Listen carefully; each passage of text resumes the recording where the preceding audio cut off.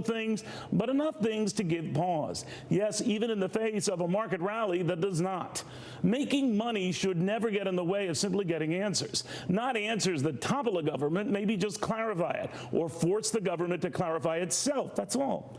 All I'm saying is you don't prevent a constitutional crisis by threatening a financial one. But, Mr. President, you guarantee both when your very actions and words create that crisis or make people think that you're hiding one.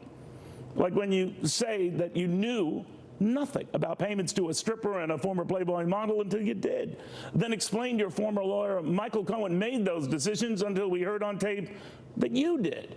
Just like you said you knew nothing about a Trump Tower meeting back in June 2016 that included your son, Donald Trump Jr., and some Russian officials. Then clarified that meeting really wasn't about dirt on Hillary Clinton, it was about Russian adoptions. Then clarified yet again that nothing came of that meeting, of which you knew nothing, so there's nothing to see here, move on. But you see, that is the problem here. We can't move on. Lots of stuff like that just keeps popping up here, getting added here, getting re-explained here.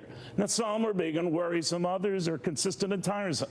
Like when you argue that Ohio Governor John Kasich was unpopular when he wasn't, or U.S. Steel was building 6 new steel mills when they weren't, or said your poll numbers were higher than when Abraham Lincoln was president, even though we didn't have polls when Lincoln was president, or argued crime was way up in Germany when it's the lowest in decades, said foreigners were screwing us with 20+% tariffs on our cars, but not a word about the 20% tariffs that we slap on their trucks, argued we have a massive trade deficit with Canada when we're actually running a current account surplus with Canada, said you enacted the biggest tax cuts in American history when they weren't, didn't personally benefit from that tax cut, but you did, said you signed more legislation than anybody, but you haven't, loved Michael Cohen until you didn't, said he was a great lawyer until he wasn't. None of these make the market any less impressive, maybe just the guy overseeing it all. Mr. President, you're that guy. You're both those guys, and you're right to be frustrated, but you are part of what's frustrating. It's not about stepping on your message, it's about constantly changing it.